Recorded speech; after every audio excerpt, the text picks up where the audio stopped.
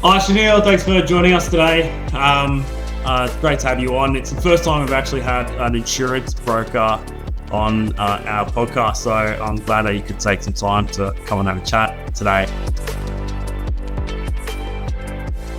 Hey, before we get in, I just wanted to know, what's your story? How did you get?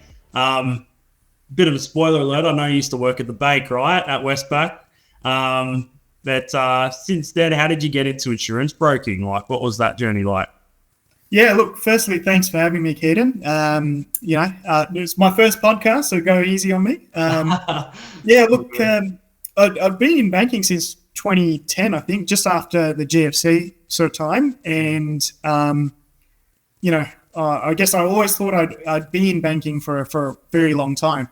And it was only because my old man, he's an insurance broker, and obviously now he's pretty close to retirement. And, we were chatting one day. He was like, why don't you think about getting into insurance? And I go, I enjoy banking. Yeah. Then he was talking to me about some of the finances and money and things like that. And look, at that time I probably was very money driven, whereas now I'm more lifestyle driven. Like I don't, it's funny how it changes, hey? It changes as you get a bit older. Because I was exactly the same. Like I remember at the bank, I was like looking for my next promotion. I got the job 3 months ago. I'm like, where's my next promotion? And like you got that mentality of just like real money driven. I worked in sales, and then when you get a bit older, you sort of think it's not all about that. Hey, let's try to live our life and make sure we can have things to do, our hobbies and stuff like that. Yeah, 100%. Yeah, exactly. So, I guess that sort of led me down the path. And, I didn't really give it a second thought, at that time. I sort of went, all right, look, at some point we need to get into insurance broking. And, firstly, Dad, when he retires, I can take some of the book, if not all of it, which is a good bonus to have. Yeah.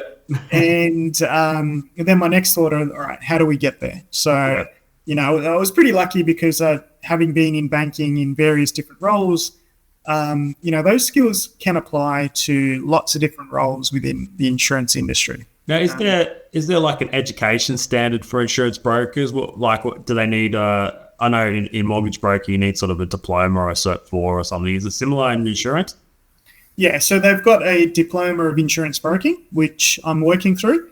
Yeah. But the initial, what you need to, I guess, start the process to be able to give advice and everything like that is a Tier 1 accreditation, which I got.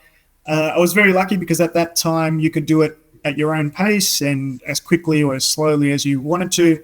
Whereas now I think they've changed the rules set around it so that it takes at least 6 months, if not 12. So yeah, right. It's the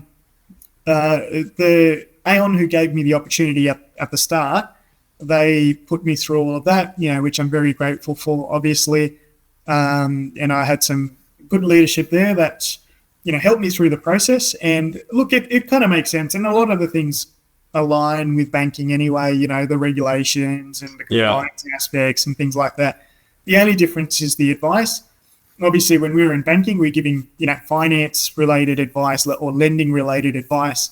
Whereas now you're giving advice in relation to protection and risk management, right? So that side of it probably took a little bit longer. So I was, a regional sales manager at the time at Aon for a while, and just learning the product, picking it up. But my core role was focused around bringing in new business anyway. Yeah. So I was gonna say we have it's a weird world that we live in where sort of we value education, but you ask anyone, I've actually asked people before, what would they prefer? Would they prefer someone with years of experience, or would they prefer someone with, lots of education on the topic?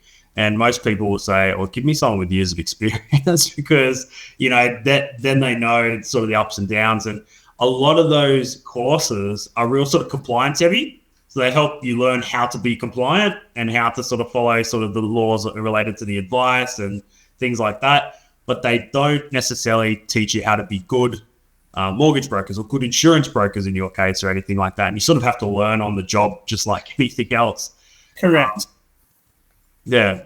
Yeah. So look, I guess that part of it is interesting. So yeah, look, I was sort of learning on the job, and it was good because I wasn't really giving any insurance advice or anything at that point in time, right? So all I was doing was talking to clients, building relationships, and putting them in front of an experienced insurance broker and learning the ropes as I go, right? Yeah, right. It was only as I'd learnt over the course of, I think, about 2 years or so, and then eventually I moved into a role, a sales manager's role, looking after a team for the New South Wales state at Marsh, which is the largest broking house in the world, I guess. Right. And it was only then that I started to apply some of the last 2 years worth of knowledge and things like that. The role at Marsh was really good because it allowed me not only to lead the team from a sales perspective, but also allowed me to practice more on the broking aspect, right? So that's probably where, I think I learned a lot in that last 3 years or so, because it was a mixed bag of everything. Like, we had really simple, easy risks like, a placement of a professional indemnity, for example, for a mortgage broker, 10 minutes worth of work. And then we had complex property risks that could take us a month to find a proper home for, and yeah, it was just like a really mixed bag. So every day I'd be doing something completely different and getting exposure to that particular type of product, so that particular type of industry, what are the unique risks in that particular industry, and just really learning and absorbing. So, obviously at Marsh, we had really good leadership, a really good placement team, which helps with sort of tricky risks and place those tricky risks, especially into London. And then also we work closely with authorised representatives, which is what I'm now. Now, an authorised representative for an insurance or broking business is essentially its own, I guess they're like you, their own business, and they've got a portfolio of clients that they manage and look after going forward.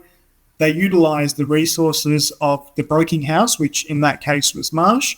So, all the tools, the computer systems, all of the pricing and the special products that are available to that particular broking company, they'd have access to and essentially run it as their own business, right? Yeah, right. So I worked really closely with a number of those authorised representatives and learnt quite a bit off them as well. So eventually I got to a point where I didn't need any help with any placements or anything like that. I was able to put together some really complex and tricky placements, which was really good. So I guess, everything has been a learning journey over the last, I think 2018 I started, so 7 years now, right? So it's funny how time flies, because now I've got, I'm not new anymore. Not new anymore. Fairly experienced. I wouldn't say, I'm the most experienced person out there or the most technical and knows everything about every particular policy, but because I've talked to so many underwriters and tried all sorts of different industries from a placement perspective, that I have a fair amount of experience in being able to place anything if it came towards me. Right? Now, if for those people who sort of don't know, and I was surprised actually how many people don't actually know what an insurance broker is. Give us a definition, or not a definition, but give us your take on what an insurance broker does. Okay. So essentially we are a risk manager, right, for your business. Okay. And we assist you to put together a risk management program for the business to ensure that, touch wood, if anything goes wrong, if something burns to the ground, or if there's a major loss in any for the business, that you would be covered, right? Okay. Now, our job is obviously not just to put together the insurance program from the start, but to help you through the process of, gathering information, things like that. manage you for the next 12 months or however many years you decide to stay with that particular broker, manage going forward, and handle any administration requirements. Claims is a big one as well. We'll get claims coming through and we need to be able to manage those claims. So you manage those for the clients. And so, for instance, if something does go wrong, rather than sort of them going through that, which can be lengthy process with the insurer directly, they can sort of go to you and sort of say, hey, this has happened. Shaneil, what do I need to do now? Correct. And you can help them with all the paperwork, anything that needs to happen, and get their claim processed. Yeah, correct. So what I have noticed is there's a lot of brokers out there who will just go, here's the number for the insurer's claims hotline, go lodge it. Whereas I'll get actively involved because for my business, I like a very hands-on experience, and I want the clients to know that they are being well looked after from every perspective. So for any losses with my clients, they'll come directly to me. They'll tell me what happened. Obviously, I'll put together everything that we need to send forward to the insurer, collect anything that's missing, and we'll get that claim lodged. Obviously, from there on, it is with the insurer to assess that loss and then manage that claim going forward. But, I'll do things like check in for regular updates, see if they need anything else from our end. Yeah, right. Also, ultimately, try and push to get a quick outcome because we want to be able to, get either the payout for the client or get their car fixed or whatever it might be. But we want to get that done quickly because, there's nothing worse than having a car off the road or having, some property damage that it's just, doing nothing there. So, speedy resolutions is a thing as well. That's, it wasn't until I met you and I saw your business and I saw how you actually represent sort of insurance brokers. And maybe this is a bit of my own naivety, but I never heard it put as risk management. I've always heard as a business owner, I was like, you just need insurance. And it's those dirty insurance companies that are going to take our money and we're never, ever going to claim and they're going to make millions of dollars. And you sort of, especially when certain industries sort of require insurance, you sort of go, oh, okay, well, I have to get insured, I guess, and spend thousands of dollars on my policy. But the way you sort of put that, I find really interesting where it's about risk management. And when it comes to running a business, that sounds a lot better. And I know it's not just rhetoric. It's real. Like, you have risk in a business. Things could go wrong, things that are out of your control. And as a business owner, you want to make sure that you're not going to be, having to sell the roof over your head or, living on the street because you didn't get the proper risk management or insurance. Is that sort of have I sort of worded that correctly? Yeah, look, so you've nailed it, I think. So a lot of people, just go, Joe Blogs, insurance broking services, proprietary limited or whatever. I like to think of it as risk management because we're not just looking at insurance at the end of the day. We are looking at other aspects as well. There's more than just insurance. We can connect you with various different types of related sort of areas of insurance as well. Yeah. And certainly working with, the larger broking houses, we always talk of it as risk management, not insurance broking. So I think maybe when you go to a broker who's never worked with one of the majors, they'll just be talking about it as an insurance broking perspective. But if you talk to people who've worked with the larger brokerages, we look at it from a risk management, or we say risk management because you want to have that holistic view, not just your insurance, but all right, what else is around that we can assist? But not all businesses, like for instance, not all policies would be the same either. So, for instance, I think probably a good example would be like cyber insurance. Like cyber insurance for maybe a plumber is probably a different policy than a cyber insurance for an IT professional. and or someone who's collecting sort of personal data or something like that.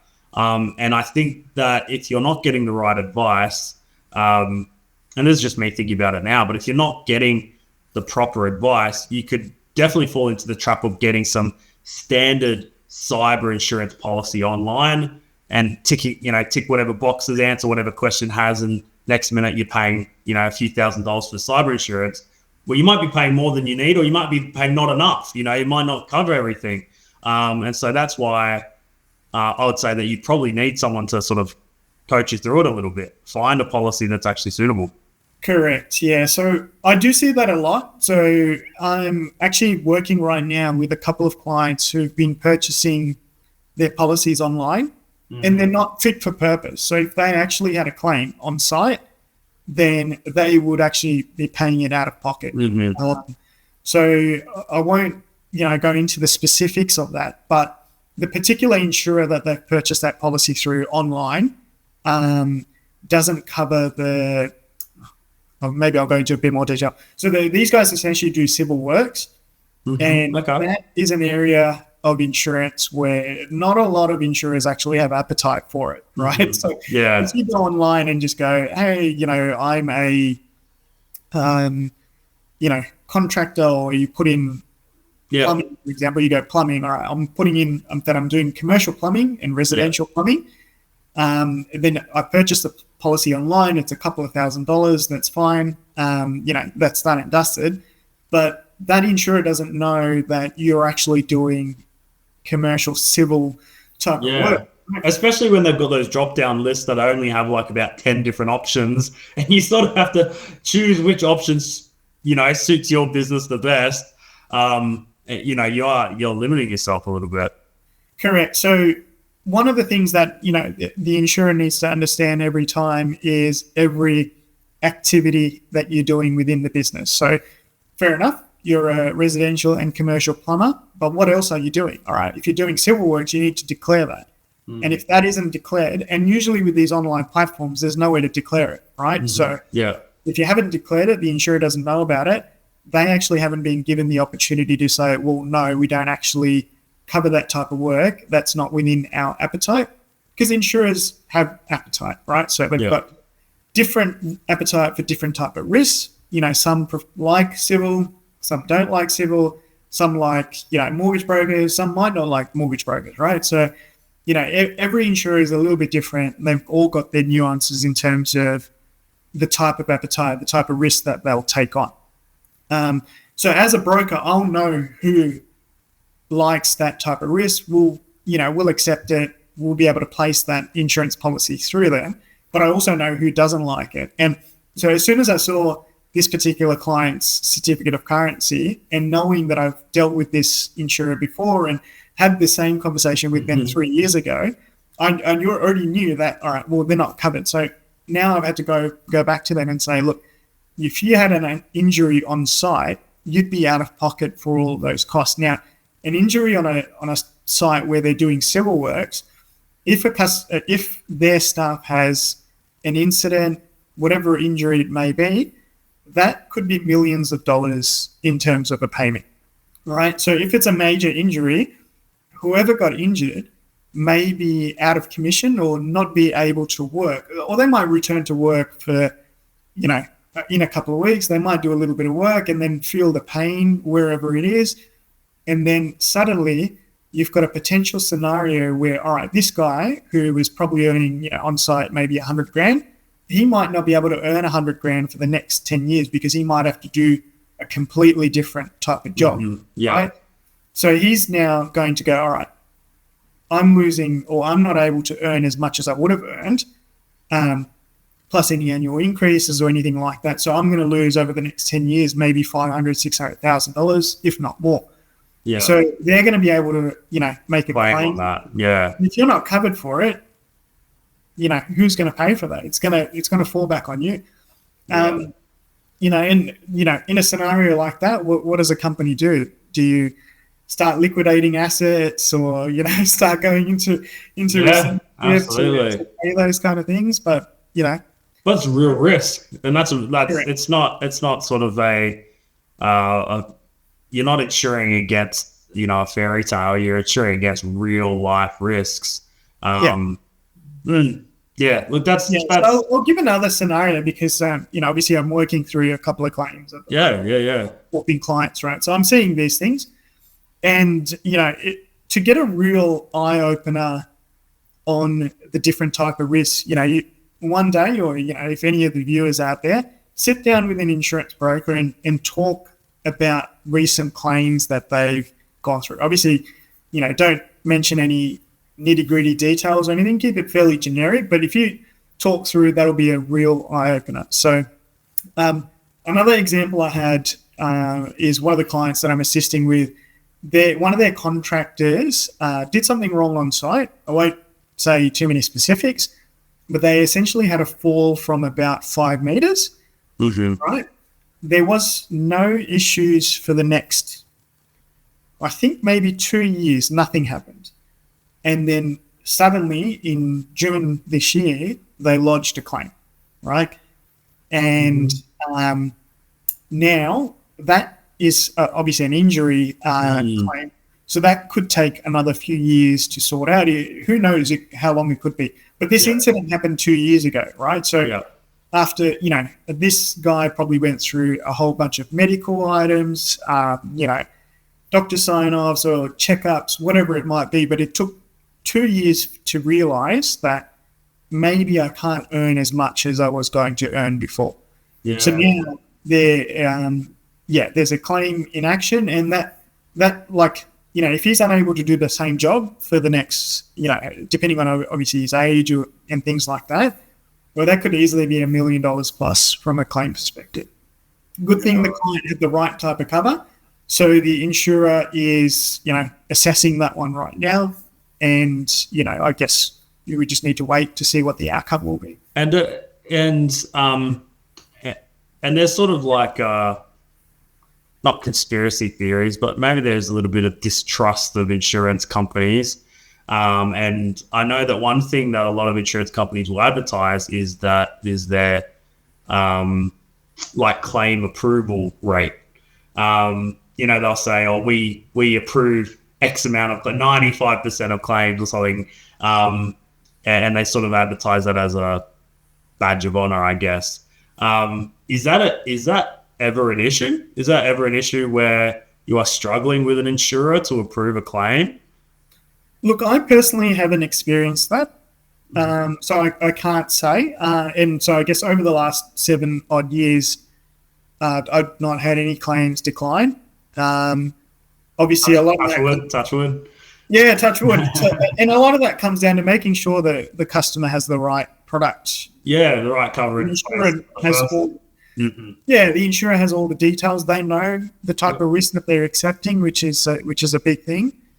And if that happens, then you're unlikely to have a claim be denied. But look, there is a number of insurers out there who sort of promote that they've got a higher payout rate, and that's all well and good. But I won't know until I sort of experience it myself. Yeah, fair enough. Well, look, I think that is a testimony to sort of getting a good insurance broker, is that, rather than sort of relying on these, get paid out in this much % of all claims, maybe speak to someone if you need insurance, maybe speak to someone like yourself who can actually make sure everything's disclosed properly, make sure every box is ticked. And so that should there be a claim, that the right cover is in place and all the risks are sort of identified up front. That's interesting. Now, look, one thing I also wanted to ask was, we get a lot of property investors, and property investors are looking at investment properties and commercial properties. And we're noticing that, especially in Queensland, their cost of insurance has skyrocketed. It's gone up massively.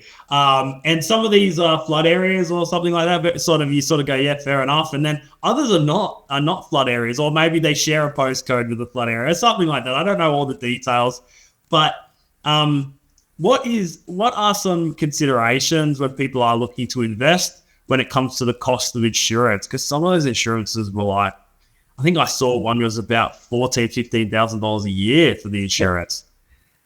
Invest in Perth. Yeah, fair enough. Tick. Okay, yeah. Whereas dry and sandy. Right, yeah, I'd take the dry and sandy over mold issues, flooding, crocodiles moving further down the Cape. That's true. Look, the flood thing is an interesting one because unfortunately, insurers have the right to say no, right? Mm-hmm. If they don't have to offer insurance to a particular client. I've got one in New South Wales who has a large, it's like a not really student housing, but maybe almost like similar to that. House. Yeah, like a boarding house. Yeah, like a boarding house sort of thing. And I can't get him insurance for anything under $100,000. Mm. Yeah. Okay. Yeah. Mind you, he's had 2 claims, right? 2 flood-related claims. So the insurers know about it. They obviously do all their flood mapping. They use external sources and they have their own internal stuff as well. Yeah. There's not much you can do about that, unfortunately. So it's not like you can mitigate the risk because if it's a flood zone, it's a flood zone, right? Yeah. So if you're getting heavy rains and downpours and areas of flooding, even if it's close to where you're buying, it hasn't flooded in your area yet. Yeah, it's close enough that who knows what might happen in the next couple of years, right? You feel like there's always a one in what do they call it? A one in a century, like 1 in 100 year, once in 100 year flood, and I think it's happened 4 times in the last 5 years. So the one not too long ago in Wollongong there was one. Obviously Queensland's had it so many times. Sure. Some of the rural or more flood prone areas of New South Wales have had it. I know in the various regions in the northwest. Yeah. But yeah, look, it is a big concern, and I don't know if anyone pays attention, but there has been a couple of, I guess, a current affair stories about this as well. It's a big thing, and it's an unfortunate thing because insurers can say no. We don't want to take that on because if they're going to charge someone $15,000 in your example, and a flood goes through, they're probably up for a couple of $100,000 minimum. That's a big, but there's no ROI. And insurers are, at the end of the day, they're not a public service. Yeah. They're a business. They need to make money, right? And a lot of the stuff and how it's calculated is, their return on investment, because they want to see return on what, I guess, return on their, their portfolio over a period of time. Mm-hmm. They can afford to suffer some loss, right? As long as the portfolio is profitable. Yeah. Obviously they're reinsured and things like that, but that also costs them money.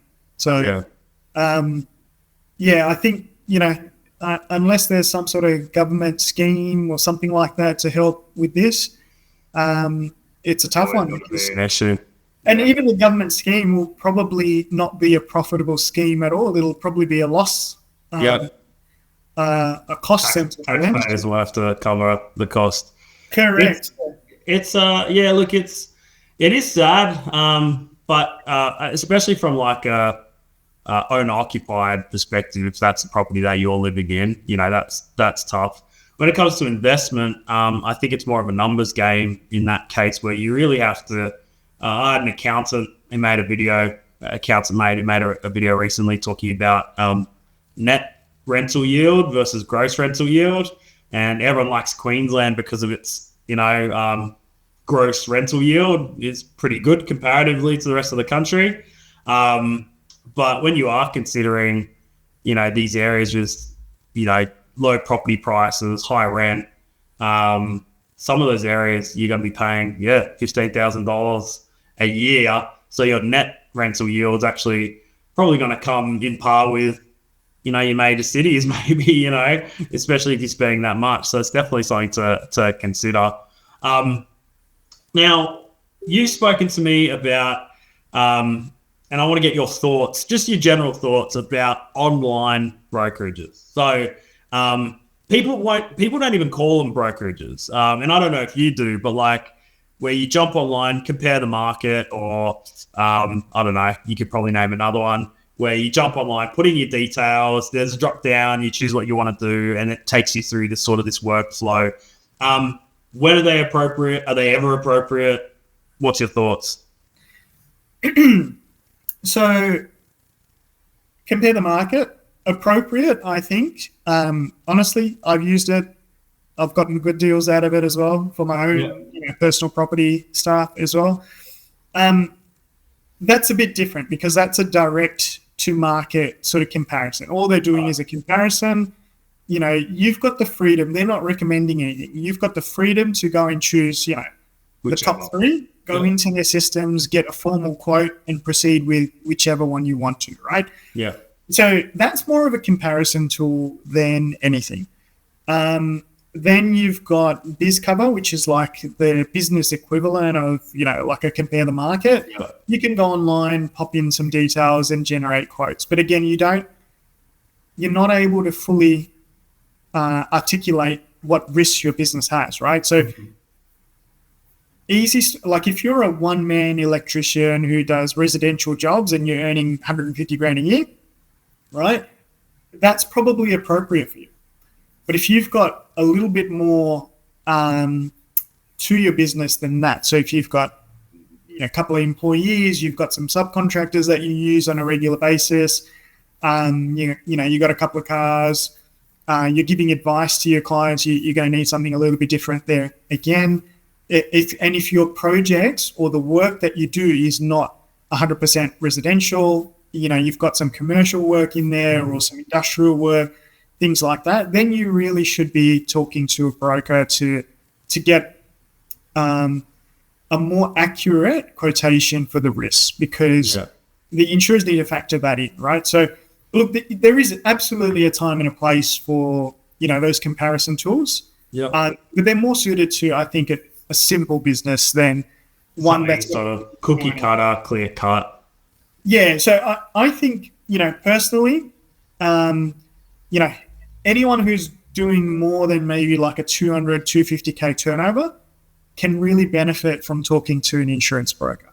Yeah. So, if you're a one-man band earning 250, fantastic. You might still be okay on the online platform, but there's other things that could potentially harm your business. What are you looking at doing from a cyber perspective, right? Are you giving advice where you might need professional indemnity? Do we need to tailor that professional indemnity for your specific business? Yeah. Do you have the appropriate limit, right? Yeah. That's a big thing. Public liability is a simple one. Most people go online or, go to their broker and say, I need 20 mil. Yeah. Easy job. But with professional indemnity, we need to be looking at the professional services fees that come out of that to determine appropriate limits for your business. So you might go online and go, all right, I need 250 for professional indemnity. I mean, I know some insurers do offer limits that low, but you might actually need, $500,000 or $1 million. Yeah. So having that discussion or at least a discovery session with a broker can really sort of help and guide you with appropriate limits for the business. Yeah, fair enough. Yeah. Is there any misconceptions that people have about insurance brokers, or is there any sort of like anything when you're having your initial conversation with customers that you find yourself having to sort of quickly explain, okay, this is because you sort of, expecting a question from them or expecting some sort of misunderstanding from them about your services? Look, I haven't had any. Yeah. I'll be honest, because a lot of the clients in my book have come through, connections I've had in the past, and then people I've known for many years, right? Yeah. And then, I'm now starting to get word of mouth referrals as well, which is they know what you do, and so that that generally removes any misconception, because it's let's say, for example, if you refer someone to me, they'd go, you know what, I trust Keaton. Whoever he recommends is probably decent. I won't, look into it too much more. Yeah. But in saying that, there is a lot of cowboys out there in the insurance broking world. Like I've seen when I've done comparisons, like when I was starting the business fresh and I had, almost no clients, I was really actively out there. And the things I saw on client invoices is, I wouldn't be surprised, is probably a reason why people, would say, oh, all insurance brokers are dodgy. But there are honest ones out there, and there are ones who are transparent. And obviously, after all of the Royal Commission stuff, there's certain declarations that we need to make. There's certain disclosures that we need to make from a commissions perspective as well, depending on the type of client it is. So there is more transparency, I guess, compared to the past. But one of the things I see is a lot of double dipping on, fees and commissions. And sometimes people, I've seen invoices where the broker's charging the exact same fee as the commission or close to it. So they're pretty much earning like, double. Yeah. So I would understand a reasonable broking fee plus a commission that gets paid. And there's no regulations that sort of stop that. That's something that can be done. You can charge whatever fee you like, type of thing, or if other people want to do that, that's on them. There is a code, insurance code of practice, I guess. But banking, there's a banking code of practice. Yeah. I haven't looked into that part too much, but all I know is I just follow what I've been taught at the big brokerages and what seems to be fair and a bit of an industry standard. Yeah. And obviously I play around with things as well, like, all right, so if I go, you know what, this is not a big client, I'm earning a couple of $100 in commission, I'm probably not going to charge him a broker fee or anything like that as well, because small client, I may not have to do much work to retain them for many years. Yeah. And it's just going to roll over. And, if it's $1,000 policy or a $2,000 policy, why would you put another 10% on top of it, right? So, a lot of the times, you sort of go, all right, let's make a judgment call on what we need to do and, make it fair. I think I'm like a big believer in being fair with clients, right? Yeah. And, a few of my bigger clients, they know that. They just said, they prefer or they like me because I give them a fair go on the whole pricing perspective, right? So, full upfront transparency is what I give to some of those bigger clients. So they know whether there is any commissions or if there's not, they know exactly what the annual fee they're going to be paying. Yeah. Okay. Yeah. Right. Now, when it comes to sort of different question, when it comes to insurance cover, is there something that you see with business owners or investors, or whether it's commercial property or something like that? Is there ever something when you're reviewing their insurance or their risk that's missed regularly, or something that they don't think about? Is there anything like that sort of comes to your mind? Yeah, look, and this is probably one of my pet peeves, and I get it.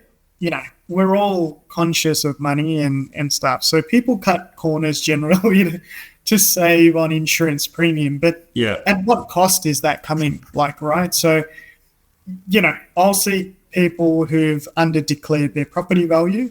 Little do they know that most insurers have an under-insurance clause and you get charged a penalty. So if you get, or there is a penalty on a claim. So if you, have a claim or a major loss, you're probably not going to get paid out as much as the building was worth, right?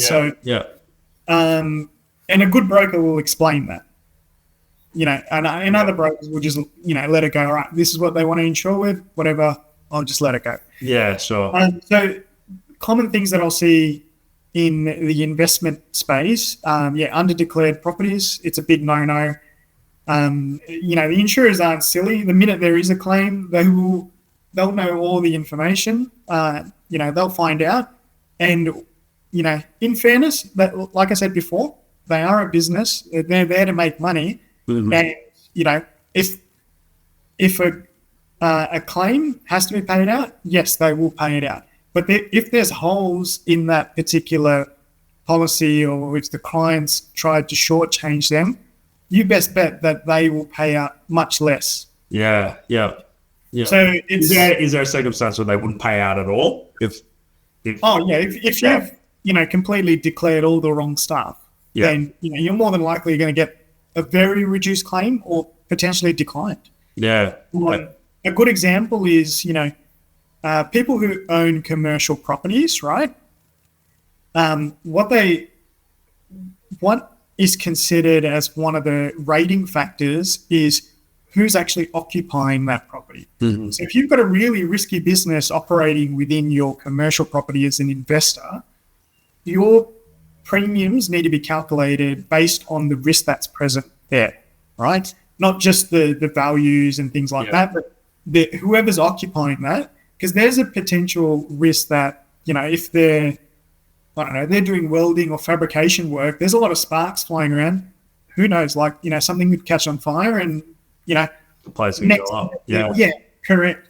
Now, at the end of the day, your insurer will probably go after the other company's insurer or whoever was occupied, and they'll try and settle it. But how many years is that going to take in court, right? Mm-hmm. So for now, your insurer needs to get you your payout as quickly as possible, and then they need to then recoup those funds from this other person that was occupying your property. Yeah. So, those are the things that are often missed. You got values and whoever's occupying it. A common thing is also business interruption. That's usually in a business back policy, which contains property insurance as well. Mm-hmm.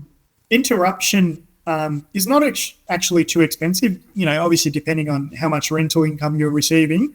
Yeah. But it's a good safety net to have there. So if your property does go up in flames and, you were earning a decent amount of income from that property, that you do get something over the next couple of years or 12 months or 18 months or 24 months, how long your indemnity period is, so that you're not at a complete loss while, all the investigations and all of that happens with your commercial property, right? Yeah, okay. Now, with your, domestic properties or your investments and things like that, there's no real business interruption, not a business to start with, but there is, rental loss and things like that, which you can tick when you're doing your quotes or getting quotes from various places. It might not cover as long as a business interruption policy, obviously. Yep. But, there's options like that. And it usually just costs a couple $100 extra for a resi investment. For a commercial, it could be, a couple of $100 to a couple of $1,000. It depends on what your annual rental income is from that. Yeah, right. So, obviously, So we've got the property aspect, we've got the who's occupying, you've got business interruption, which is a big one. And then you obviously have to have some form of property owner's liability as well. So. Yeah, okay. And people like to sort of under-declare. I've always thought like whenever I've been dealing with my insurance, especially for my business, is that I think to myself, if I'm paying thousands of dollars a year on insurance, I'm not going to under-declare, because I don't want, I don't want to pay thousands of dollars and not get, the full return when something does go wrong. You may as well be transparent up front, so that if you are going to pay a few $1,000s, it might be a few $100s additional, but if you are paying that, then at least at the end of the day, if something does go wrong, you're getting all of it, as opposed to having this sort of back and forth with the insurer about, something that they've discovered that you may not have declared. Same thing happens in finance, as where people, don't declare certain things, and the next thing an application could go to a decline because the applicant thought, I don't want to disclose that just in case it might affect my application. And I sort of go, yeah, but if you told me that up front, we would have been able to take you somewhere where we could sort you out, you know, and we could get you insurance. Sorry, not insurance for me, but a loan. Hey, mate, you got something. Maybe I've got to start becoming an insurance broker. You know, people ask me all the time. I think they hear the word broker and they think that covers everything. So I've been asked about shares and I've been asked about insurance.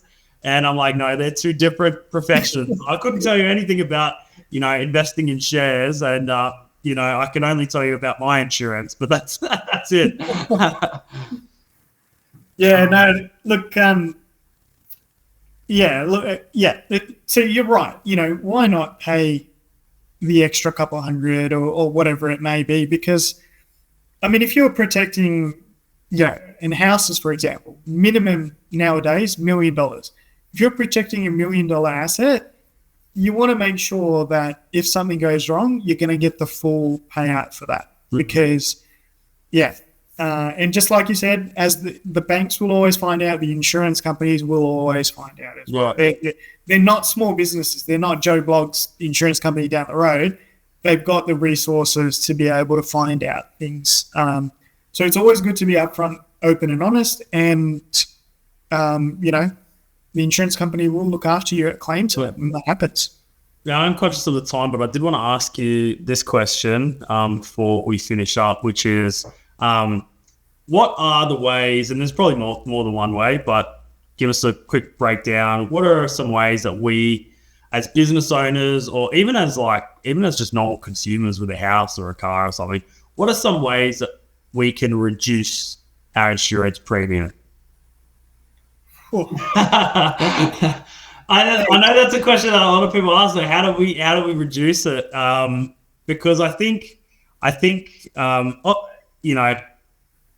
there are some things where, especially with the cost of living and stuff like that going up, and a lot of people are sort of money tight. We don't want people under declaring on their insurance policies. We want them to be transparent and honest. So how is there anything else that we can do?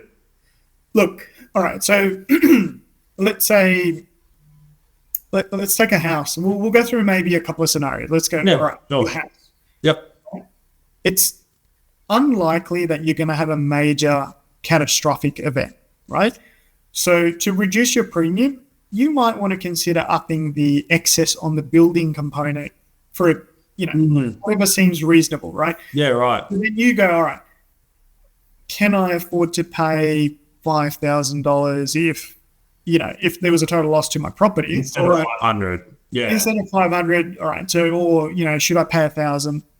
You're not going to see thousands in saving. You might see a couple of hundred, but there's all right. How much more can I afford to pay from an excess perspective for a building claim? Now, there's other factors as well. So that's a catastrophic loss. What about those minor incidents? All right, there's a lot of, recently in Sydney, obviously there's been a lot of rain. I have no doubt that I will get some calls from clients that, hey, I've got some water damage. You got to be careful with water damage, right? Now, some of that can come down to maintenance issues over the course of many years. Hey, you do have to maintain your house, right? Yeah. To make sure that those don't happen. So, there's another thing that could potentially, cause a claim to be declined is maintenance, of your property. But all right, if there's a stormwater damage or something minor, and you've got some sort of damage that you want to make a claim for, wind, something broke, whatever it is, you go, all right, how much can I afford to fix myself, and how much should I have from an excess perspective that the insurer steps in? So if you go, maybe 2,000 is my limit for any type of minor or major claim, right? Yeah. I can cover $2,000. I mean, if you're going to make a claim, your premium is going to go up anyway a little bit. It might not be the full 2,000 or whatever that you made the claim for, but it's going to go up. So then you go, all right, what can I afford to pay out of pocket? So that's probably something you could look at from a home perspective. I think on that note, I backed out of my garage and one of my kids put the automatic door down while I was backing up, and it took out the fin, on the top of the car, like the little antenna fin. And but it had also scratched a bunch of the roof. And I remember I went to my excess for the insurance was $500 for the car, and I went into the shop and I said, "Give me your cash price," because it wasn't a big thing, right? I was like, "Give me your cash price," and he's like, "I'll give you 900 cash," and I was like, $400. I can take that. I would have to pay 500 for the insurance, or I just pay 900, and he just does the deal. And he did a fantastic job. So I gave him cash. He did $900. He fixed it, but then I didn't have to claim, right? And I sort of went, okay, well, I guess you have to weigh up. Do I put a claim through, and all of a sudden, over the next couple of years, maybe my premium goes up because I've claimed, or do I just cop it on the chin and go, I can afford $900, Yeah. So if you in that scenario, and that's another thing I was going to touch on. So in that scenario, all right, $900. So your premium probably would have gone up $200 that year, right? Yep. And then it would have been increasing for many years on. So the insurer within a couple of, say 2 years or 3 years, or 2 years actually, because you've got your 500 excess plus the two extra they would have been collecting. Yeah, exactly. They would have gotten their money back. Versus, well, now you're not spending 200, or your premium's not increasing. You've still got your no claim bonuses intact for whatever, which you're protecting it, of course. And then, at least you have a stable sort of premium for the next couple of years. Now, one of the things I was going to mention is, you can look at excesses for cars as well, right? So, touch wood, if you're a good driver, maybe you want to consider a slightly higher excess, right? If you, let's say, for example, you and I, we're small business owners, we're on the road predominantly during the day, but we, I don't know about you, but I avoid peak hour, almost every day. No, I haven't seen peak hour traffic for years.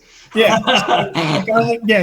So I, in my circumstance, I would probably go, all right, you know what? I'm probably going to have a 1250 or 1300 excess, because the likelihood of an incident happening in peak hour in the morning or in the afternoon is much higher than during the day when there's less people on the road.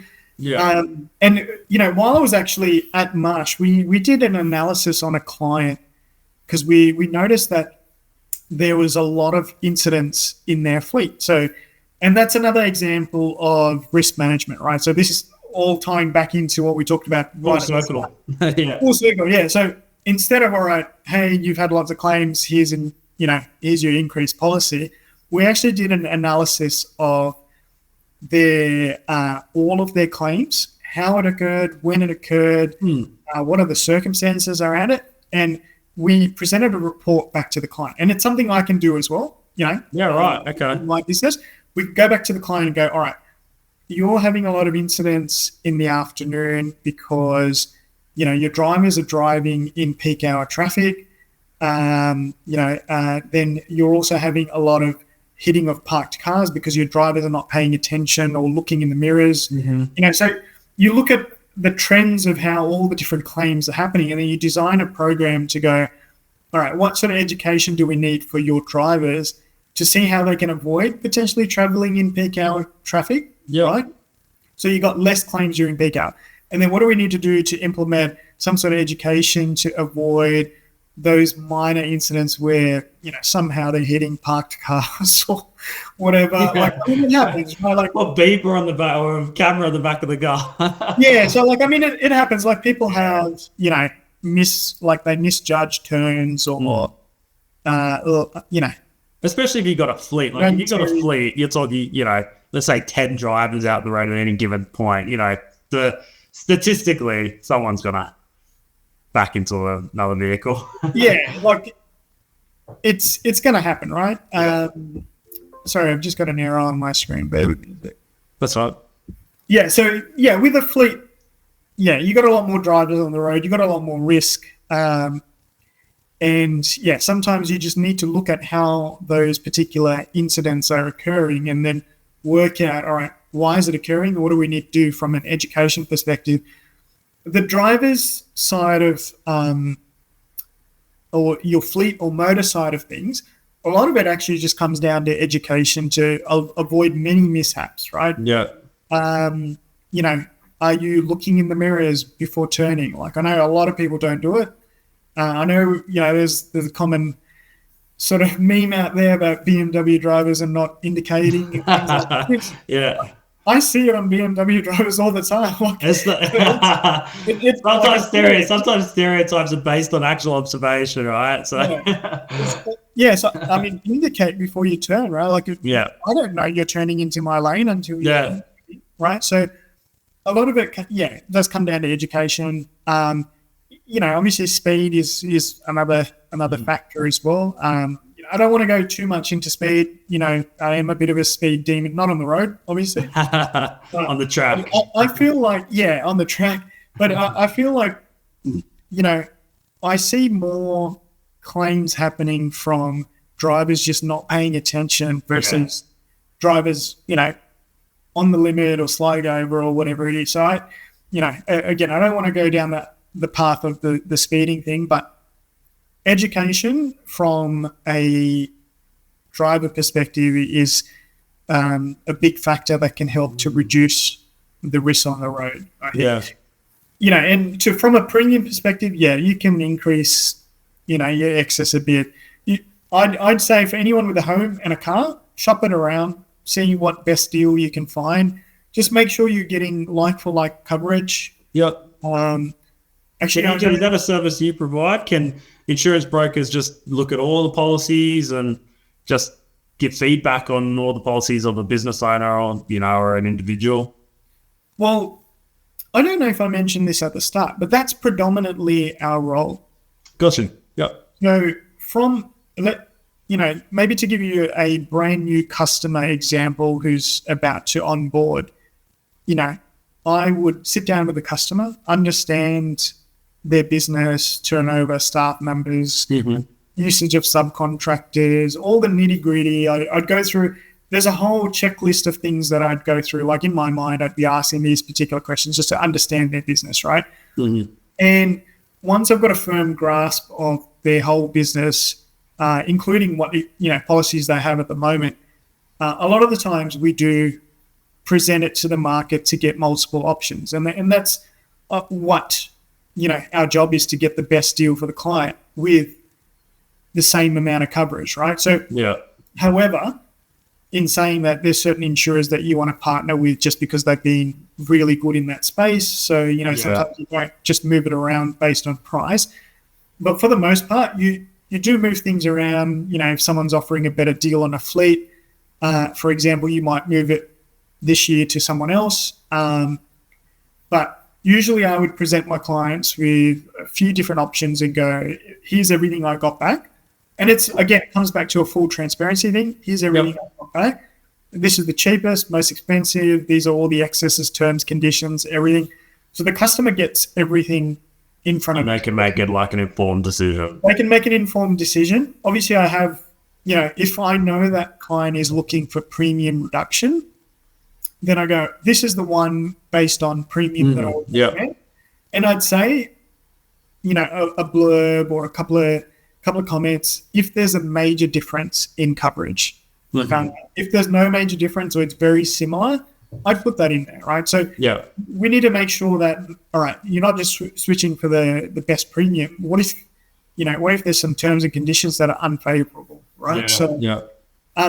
But in a nutshell, it is our job to compare the market for a business client. So I don't know if we can post compare the market now. I'm sure that's trademarked. No. but look, I mean, our job is to get you the best coverage at the right price. Yeah. Okay. And that means, like last month, I think I told you I was working on a largish sort of deal. Yeah. I spoke to 15 different underwriting agencies for that particular client. Mm-hmm. Only 3 quoted.